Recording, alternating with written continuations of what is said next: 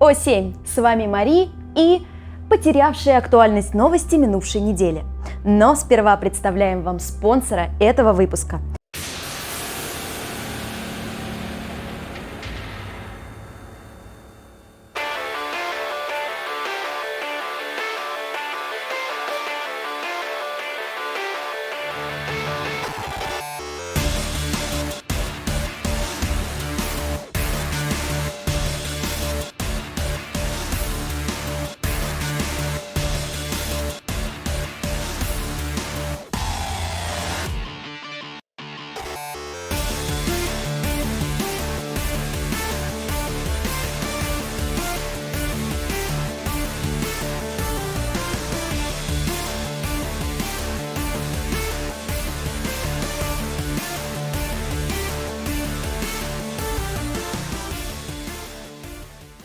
Кораблики главного редактора и нескольких корреспондентов были сбиты неосведомленными игорьками, поэтому ребята были вынуждены копать руду в хайсеках и не смогли заниматься новостями.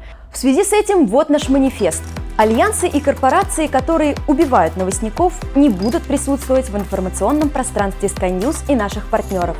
Это не прихоть, не требование особого отношения, просто иначе работать не будет. Если нас перебьют, новости закончатся для всех, увы. И помните, новости делают не только лидеры корпорации Sky News. Мы трудимся все вместе, и только так можно обеспечить корреспондента скромной наградой за его титанический труд. 31 октября на нас обрушилось тыквенное безумие.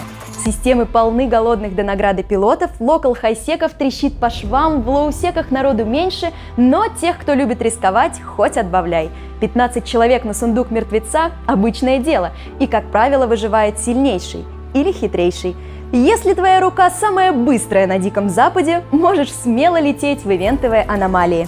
Торговые ордера на некоторые новые модули, которые пока что можно выбить только с ивента, в первые часы выставляли за миллиарды. Наш экономист выбил себе мозг фейспалмом.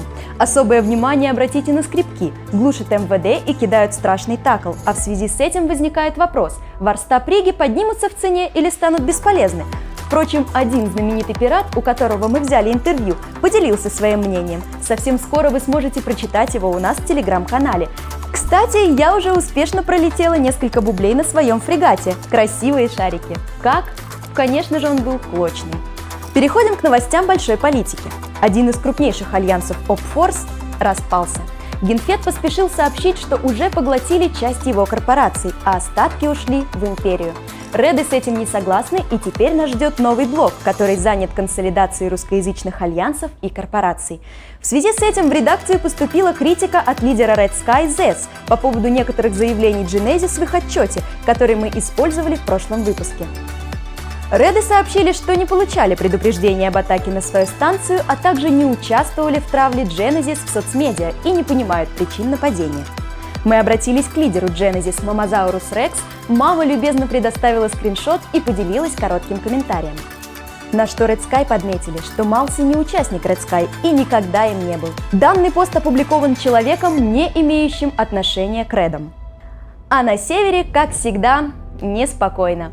Альянс набрал мощи и ведет активную войну. Сначала они успешно защитили свою цитадель, где сражались 160 на 130 пилотов, точные потери неизвестны. Затем боевой дух стал ослабевать, ведь в регионе Теннел набралось уже неприличное количество китайских игроков. Северяне собрали чемоданы и поехали в дикие земли, поставили сверхсекретную станку, разложили мангалы, и тут под конец деплоя прилетел флот Золотой Орды в количестве 150 пилотов. В итоге 75 кораблей Альянса приняли неравный бой и проиграли. На следующий день битва повторилась, и уже казалось, что все потеряно, ведь станку защищали всего 20 пилотов, а другие 50 мчались к ним на подмогу, едва поспевая. Внезапно пришли на помощь 50 кораблей OpForce. Все пилоты проявили себя мастерами военного дела. Потери НАН составили около 20-30 кораблей, OpForce не потерял ни одного. В регионе Делф прошла череда боев. Да что там череда, здесь разгорелась настоящая кровавая бойня. Местами локал доходил до 1000. С одной стороны выступили МС и ВГ. В вторые в качестве наемников в союзе с коалицией Pantheon Coalition, а с другой китайская коалиция PIBC. Причины войны, как всегда, просты – влияние в регионе Delph. 24 октября цитадель PIBC пала в первый Рейнфорс. Флот нападающих насчитывал около 400 кораблей, им противостояли 600. Тактика защитников – устроить логодром. Тактика нападающих – измотать маломобильного врага. Результат – шилдовый Рейнфорс цитадели. 25 октября цитадель PIBC ушла во второй Рейнфорс. Противник понес огромные потери и применил интересную тактику – массовый андок учебных кораблей, чтобы забить целеуказания оппонентам. Потери нападающих минимальны, хватит пальцев двух клешней, а защищающиеся лишились 200 кораблей, но информация неточная. Вишенкой на торте стали события 31 октября. Наши корреспонденты были приглашены одним из участников нападающей стороны – Happy Bees, за что им спасибо. Тут без комментариев, смотрите скрин.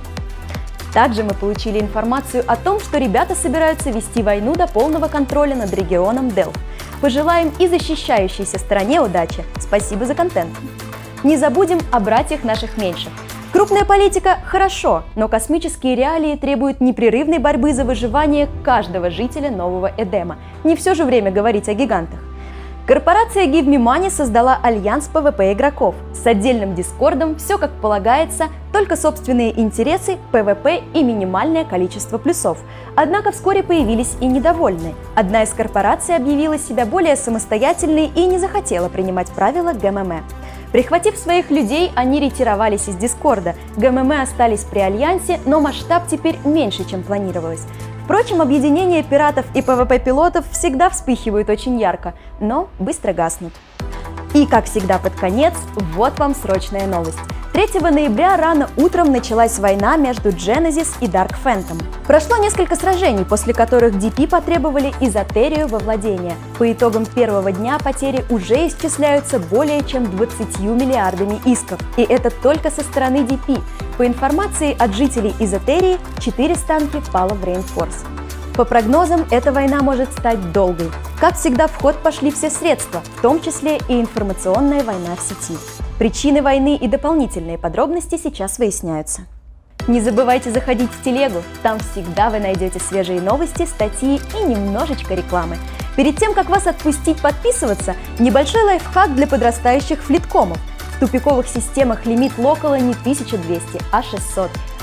Спасибо, что смотрите наш канал. А если нажмете колокольчик, то будете получать уведомления о новых выпусках. Fly safe, не дрейф!